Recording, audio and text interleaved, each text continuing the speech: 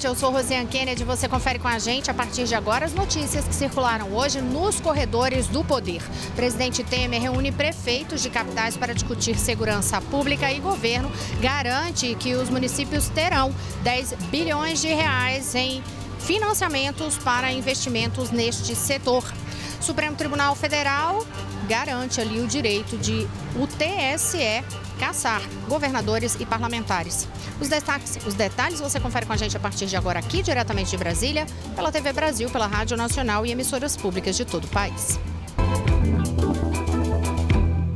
A gente abre o jornal hoje falando mais uma vez de segurança pública, um dos principais temas do país neste momento. E hoje o presidente da República, Michel Temer, reuniu prefeitos e vice-prefeitos das capitais brasileiras aqui no Palácio do Planalto. Logo no início desta reunião, ele ressaltou que a preocupação com segurança pública não tem que ser apenas dos estados e pediu um apoio aí dos gestores municipais para que mobilizem as entidades civis, a comunidade, justamente na discussão sobre esse enfrentamento à violência urbana. Michel Temer sugeriu, inclusive, que haja um reforço ali na atuação das guardas municipais em ações preventivas. Ainda nesta reunião, ele observou que o governo dele enfrentou outras crises, como, por exemplo, a crise econômica, e destacou que esta foi superada e o país voltou a crescer. Disse que agora, portanto, é o momento de colocar ordem no país e que, para isso, é preciso garantir a segurança. Vamos acompanhar. Agora nós precisamos também de ordem, não é? Que é outro lema da nossa bandeira e do nosso governo. E a ordem vem, em primeiro lugar, pondo em pauta a segurança pública. Hoje, eu não preciso dizer isso aos senhores e à senhora, nós temos preocupação em sairmos, mesmo nas nossas cidades, nas nossas capitais, não é? O tráfico de drogas, por exemplo, e aqui vamos discutir naturalmente a questão das fronteiras. Nós temos trabalhado muito nessa área, com ótimos resultados nesses últimos tempos. Olha, e além da presença do presidente da República, Michel Temer, e dos gestores municipais, também estiveram nesta reunião hoje ministros, tanto da área econômica quanto da área de defesa e segurança nacional. O ministro extraordinário da Segurança Pública, Raul Jungmann, informou aos prefeitos e vice-prefeitos que eles terão acesso, e o governo vai dar acesso a 10 bilhões de reais nos financiamentos para o setor de segurança. Esses 10 bilhões fazem parte daquele outro montante de 42, ou seja, dos 42, 10 vão ser para os municípios, dos 42 que já tinham sido anunciados em relação à segurança nos estados. Raul Jungmann também foi indagado aí por jornalistas a respeito da manifestação feita pela ONU de preocupação com a atuação das Forças Armadas em relação ao enfrentamento da violência urbana. Jungmann disse que os militares têm feito um trabalho exemplar em ações de garantia da lei e da ordem. Também presente nesta reunião, hoje aqui no Palácio do Planalto, o prefeito do Rio de Janeiro, Marcelo Crivella, disse que o Rio de Janeiro estava enfrentando uma situação intolerável e manifestou aí confiança em relação à atuação dos militares. Ainda sobre este tema, segurança pública, ontem houve uma reunião de governadores do Nordeste. 8 dos 9 gestores da região participaram e a discussão era justamente para discutir ali ações integradas para esse enfrentamento da violência urbana. Durante o encontro, eles assinaram um acordo de cooperação para criar o Sistema Regional de Segurança Pública e Gestão Penitenciária, que prevê aí encontros periódicos para compartilhar informações e implementar projetos e programas de combate e prevenção ao crime. A gente segue falando de segurança pública porque você sabe, tem acompanhado aqui com a gente, que tem uma pauta em discussão no Congresso Nacional em relação a projetos aí especificamente para a área de segurança pública. A Mariana Jungmann já falou várias vezes aqui sobre a proposta do sistema único, né, que seria uma espécie de SUS da segurança pública, e hoje tem novidades em relação a esse projeto. Mas antes disso, Mari aproveita para contar para a gente também um anúncio, que é o que sempre termina importante importando mesmo ali aos gestores, que é a questão de recursos. E aí o presidente da Câmara dos Deputados confirmou dinheiro já existente para essa área. É isso mesmo. Noite, Mari. Boa noite, Rosiane. É isso mesmo. Ontem, o presidente da Câmara dos Deputados, Rodrigo Maia, anunciou que vai repassar para o Ministério da Segurança Pública 230 milhões de reais que serão usados para o combate ao tráfico de drogas e à violência de gênero. Esse dinheiro vem do orçamento da própria Câmara dos Deputados, 200 milhões do orçamento da Câmara, 30 milhões da folha de pagamento da Câmara, que vai ser repassado aí, segundo Rodrigo Maia, uma forma da Câmara colaborar, demonstrar ali que está colaborando com essa pauta que é tão relevante. No ano passado, a Câmara devolveu ao Tesouro 300 milhões que foram economizados. Então, nessa perspectiva, agora, Rodrigo Maia anuncia, então, um repasse de 230 milhões de reais para o Ministério da Segurança Pública. Hoje, o deputado Alberto Fraga, que é relator do projeto que cria esse sistema único de segurança pública, também apresentou ali o seu substitutivo, apresentou aos líderes partidários e à imprensa seu substitutivo, que é um extenso projeto de lei mostrando para organizar ali esse sistema único. Entre outras coisas, esse projeto prevê que os órgãos de segurança atuarão de forma cooperativa, sistêmica e em harmonia para promover ali a segurança pública e a defesa nacional. E aí vão estar envolvidos nesse sistema único as polícias, os bombeiros, peritos e inclusive agentes penitenciários e socioeducativo. Nesse sistema único de segurança pública também, né, esse modelo que vai ser semelhante ao sistema único de saúde, né, ou seja, um único sistema para todo o país, vai caber ao Ministério da Segurança Pública determinar as diretrizes nacionais de segurança pública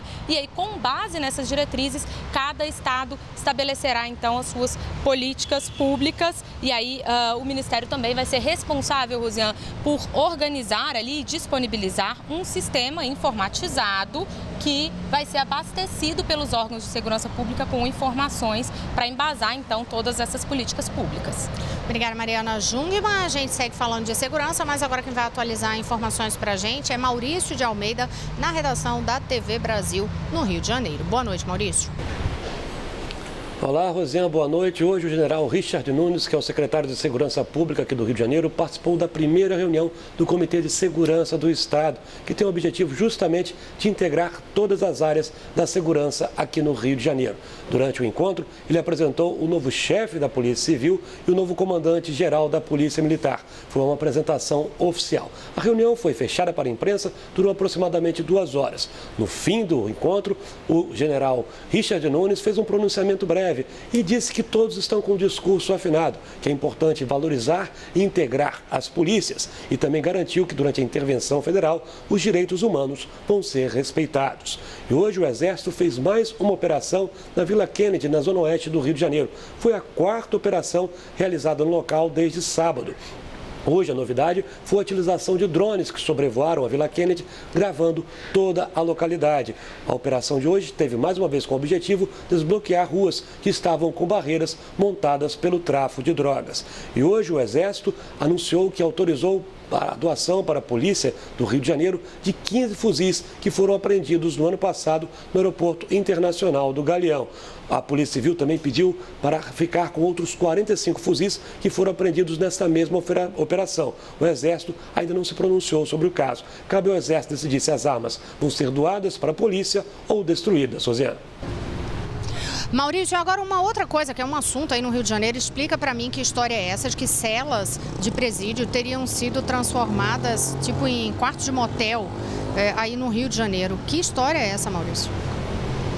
Pois é, Rosiane, acontece de tudo no sistema penitenciário aqui do Rio de Janeiro. É daquele mesmo presídio lá de Benfica, onde esteve Sérgio Cabral, que acabou sendo transferido para fora do Rio, porque tinha muitas regalias. Lá já foram encontrados, por exemplo, teve camarão, teve bolinho de bacalhau, queijo importado, e agora, numa fiscalização do Ministério Público, 6 celas foram transformadas em uma espécie de suítes de motéis, com decoração especial, teve até coração pintado nas paredes, paredes rosas, piso de porcelanato, luxo, muito destaque distante da realidade do sistema penitenciário do Rio de Janeiro, e televisões. No presídio estão 470 presos, incluindo os presos na Operação Lava Jato aqui no Rio de Janeiro.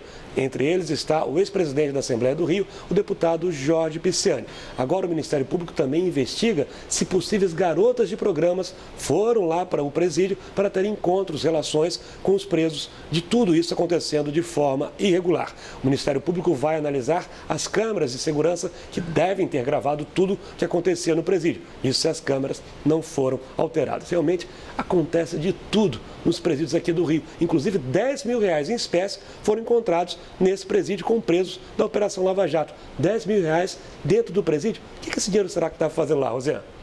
Pois é, Maurício, são tantas perguntas, né, que a gente tenta encontrar as respostas. E além de o que é que está fazendo lá, como é que chegou ali dentro, né? O que a gente pergunta toda hora em relação ao sistema penitenciário de uma forma geral. Muito obrigada, Maurício. Mariana Jungmann está destacando aqui que tem uma outra informação a respeito do projeto na Câmara dos Deputados, que trata do Sistema Único de Segurança Pública, para destacar, né, Mari? Que é importante. É uma informação importante, Rosiane, que esses entes que vão integrar o Sistema Único de Segurança Pública terão metas a cumprir. Por exemplo, as polícias civis terão metas de elucidação de crimes, os peritos terão metas de laudos periciais que proporcionem provas que sejam utilizáveis, né? Então, vai haver aí um sistema de metas que o sistema de segurança vai ter que cumprir. É importante ter meta, né? Porque senão só libera e não resolve, no final das contas, metas não cumpridas. Agora a gente chama a editora da Agência Brasil, Carolina Pimentel, para trazer alguns dos destaques da Agência Brasil. E eu sei que entre eles, inclusive, tem uma decisão, né, Carol, que pode resultar aí na cassação, digamos assim, da carteira de habilitação daqueles motoristas envolvidos em contrabando. Explica pra gente. Boa noite. Boa noite, Rosiane. Boa noite a todos. Isso mesmo, é a nossa primeira notícia. A Câmara dos Deputados aprovou um projeto que prevê a pena de cassação da carteira de habilitação para o motorista que condenado por dirigir veículo usado em receptação, descaminho ou contrabando de mercadorias. E o condutor ele só vai poder receber de novo essa habilitação 5 anos depois de cumprir a pena. E para voltar a dirigir, vai precisar pedir uma nova permissão, como se estivesse obtendo a primeira habilitação. A punição também se estende à empresa que transportar, distribuir, armazenar ou comercializar produtos apreendidos de contrabando. O projeto de lei prevê a perda da inscrição no CNPJ e essa medida agora, esse projeto segue para apreciação do Senado.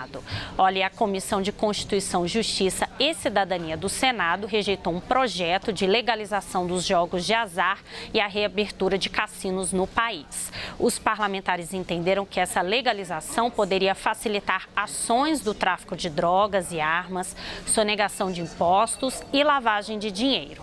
Na semana que vem, os integrantes da CCJ vão voltar a se reunir para apreciar um novo relatório sobre esse projeto e a ideia é que, para encerrar a tramitação desse projeto de lei, essa tramitação seja encerrada formalmente. E olha, o Congresso Nacional instalou uma série de comissões mistas destinadas a apreciar medidas provisórias enviadas pelo governo nos últimos meses. Dentre elas, a que altera pontos da reforma trabalhista. A matéria recebeu 967 emendas, ou seja, sugestões de mudança no texto. Segundo o presidente da Câmara, deputado Rodrigo Maia, essas alterações já têm força de lei, mas precisam ser aprovadas pelo Congresso no prazo de 2 meses, prorrogáveis por igual período. Rosiane. Obrigada, Carolina Pimentel. E sempre a gente lembra, entra lá, agenciabrasil.abc.com.br para conferir as últimas notícias do dia, tudo bem detalhado para você. Agora vamos até a redação da TV Brasil em São Paulo. Vanessa Casalino vai contar para a gente aí uma operação da polícia que identificou fraude em relação à compra de tablets. O que é que foi isso desta vez? É tanta operação, né, Vanessa, que a gente fala aqui, envolvendo tanta coisa referente a compras e aí entidades públicas e órgãos, enfim. Boa noite, mais uma agora. É verdade, Rosiane. Boa noite para você, boa noite a todos. A Operação Reboot da Polícia Federal investiga a compra de tablets em Marília, aqui no interior do estado, com dinheiro do Ministério da Saúde. Ao todo, são 12 mandados de busca e apreensão nas cidades de Marília, Osasco, São Caetano do Sul e Sete Barras. A terceira vara da Justiça Federal de lá entendeu que há indícios de irregularidades em pregão realizado no âmbito da Secretaria de Saúde da cidade, isso em 2016. Na época, 450 tablets foram comprados, cada um no valor de R$ 2.400. E de acordo com as investigações, as empresas que participaram da licitação seriam todas vinculadas a uma única pessoa, parente de um assessor da Secretaria Municipal de Saúde. Depois disso, ainda em 2016, outros 500 tablets foram comprados, mas dessa vez em uma licitação da Secretaria Municipal de Educação. Ao todo, o prejuízo ao Estado seria de R$500 mil. Os crimes teriam acontecido na gestão do ex-prefeito de Marília, Vinícius Camarinha. Em nota, ele disse que não é alvo de nenhuma investigação e que cada secretário dele tinha autonomia de gestão e contratação. Além desse crime de fraude à licitação, há indícios também de crimes de associação criminosa, falsidade ideológica, uso de documento falso, peculato e corrupção. Rosiane.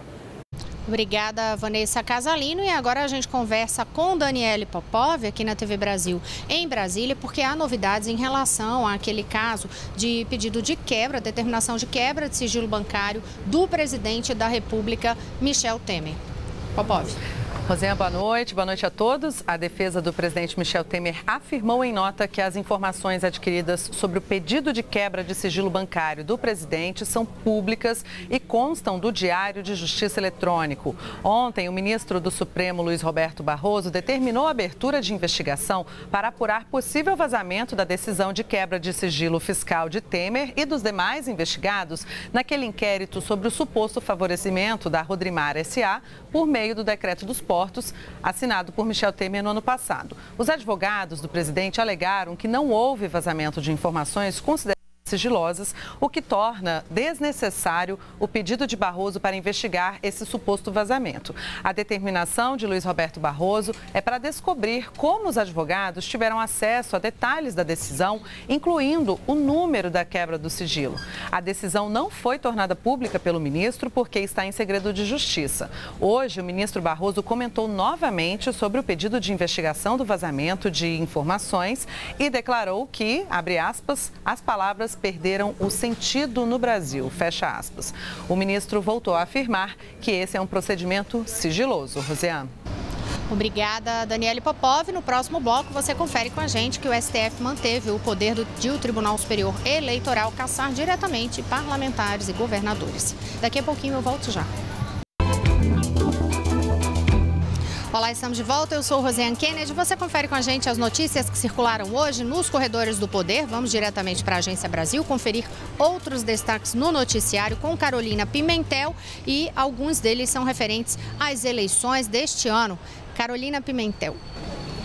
Vamos lá, Rosiane. Olha, por 10 votos a 1, o Supremo Tribunal Federal decidiu hoje manter o poder do Tribunal Superior Eleitoral para cassar o mandato de deputados federais, estaduais, senadores e governadores eleitos que tiveram os mandatos questionados pelo Ministério Público Eleitoral ou por um adversário político. A competência do tribunal para julgar esses casos foi questionada pelo PDT por meio de uma ação de inconstitucionalidade protocolada no STF em 2009. E em um parecer encaminhado nesta semana ao STF, o TSE enumerou diversos riscos à adoção do voto impresso no país. O tribunal entende que o método representa inegável retrocesso no processo de apuração das eleições.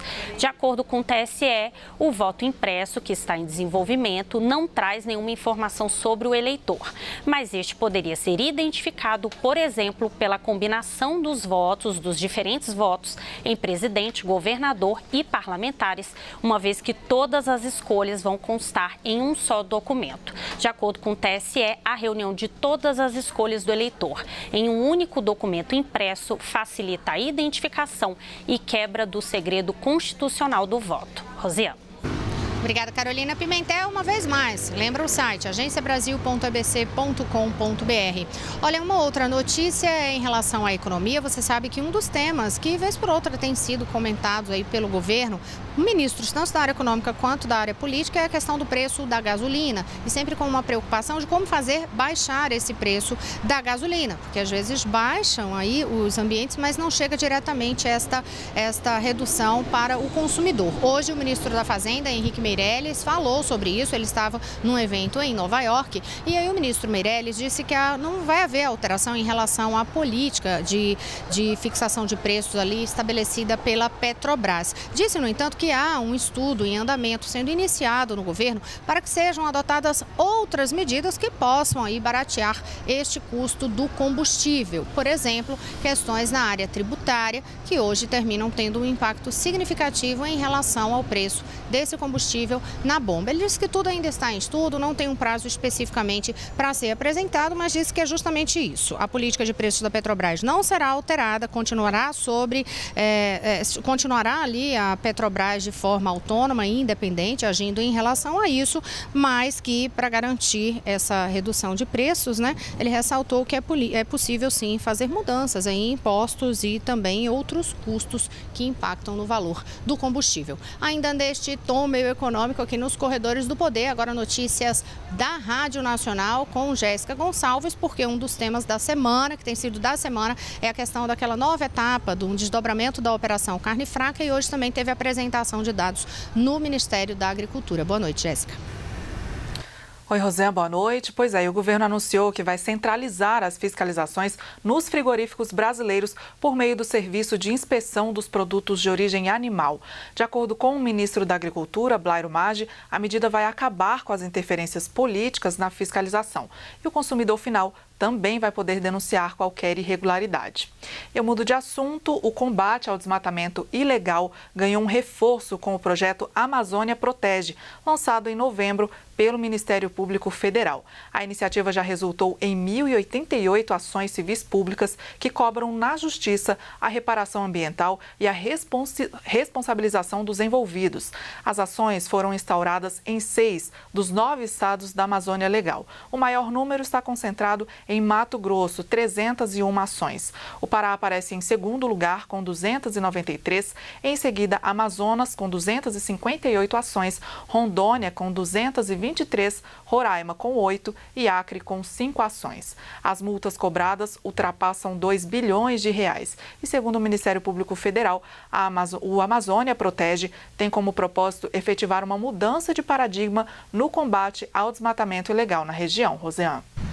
Obrigada, Jéssica Gonçalves. Agora vamos voltar a conversar com Daniele Popov, saber qual é o assunto que ela destaca hoje, que eu sei que é na área de educação, porque teve aqui premiação no Palácio do Planalto. Foi isso mesmo, Rosé. O ministro da Educação, Mendonça Filho, afirmou durante evento aí no Palácio do Planalto que o Brasil precisa de união.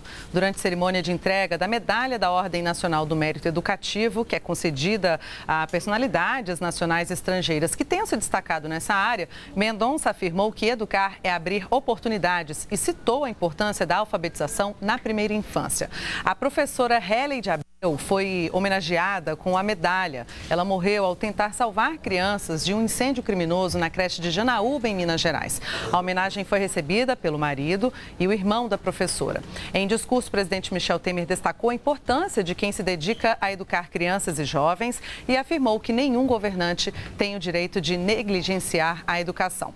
Eu vou falar agora sobre saúde. O Ministério da Saúde anunciou ações específicas para a mulher, né? Essa medida visa criar aí uma agenda permanente de promoção da saúde da mulher na atenção básica. Serão publicadas diretrizes para o parto normal no SUS, ampliação da oferta do DIU de cobre na rede, atenção integral a mulheres em situação de violência, entre outras ações. O Ministério vai liberar 14 milhões de reais para os municípios investirem em planejamento de ações de saúde sexual e reprodutiva.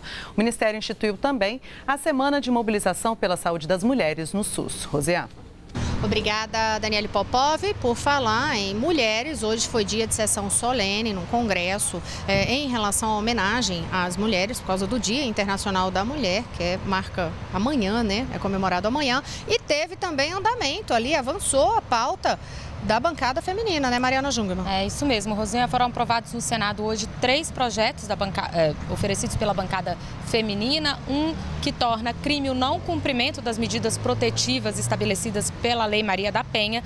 Outro que trata daquele crime de vingança pornográfica, né, que é divulgar vídeos e conteúdo íntimo sem autorização da pessoa envolvida, e também um terceiro projeto que trata de também tornar crime a divulgação de conteúdo de ódio ou misógino, né, que é aquele conteúdo que é de aversão às mulheres pela internet. Rosiane. Obrigada, Mariana Jungmann. A gente vai continuar acompanhando essa pauta e trazendo os detalhes para vocês. E agora vamos conferir outras manchetes da Agência Brasil. É um noticiário muito grande hoje nos corredores do poder. Carolina Pimentel. Vamos lá, Rosiane. Sérgio Moro condena ex-presidente do Banco do Brasil e da Petrobras a 11 anos de prisão.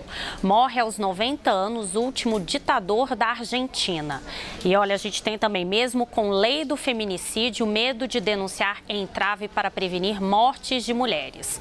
Governo terá dificuldades para cumprir regra de ouro em 2019, diz Ministério do Planejamento, e emissão de vistos para norte-americanos aumenta 87% com o sistema eletrônico. Rosiane. Obrigada, Carolina Pimentel. Outras informações no site agenciabrasil.abc.com.br. Eu destaco uma última notícia aqui também, porque no Conselho de Ética da Câmara dos Deputados, hoje foram escolhidos os relatores dos processos contra 4 parlamentares. Então eu vou ler aqui os nomes dos parlamentares, obviamente, investigados e quais são essas pessoas. No caso do processo referente a Paulo Maluf, quem vai relatar é João Marcelo Souza, do MDB do Maranhão. No caso do processo de Celso Jacob, é Sandro Alex, que vai relatar, que é do PSD do Paraná. João Rodrigues, do PSD, que também enfrenta processo, vai ter o processo relatado pelo deputado Ronaldo Lessa, do PDT de Alagoas, e o processo contra Lúcio Vieira Lima, do MDB da Bahia, será relatado por Irã Gonçalves, que é do PP de Roraima. A gente encerra por aqui. Amanhã tem muitas outras notícias no Corredores do Poder.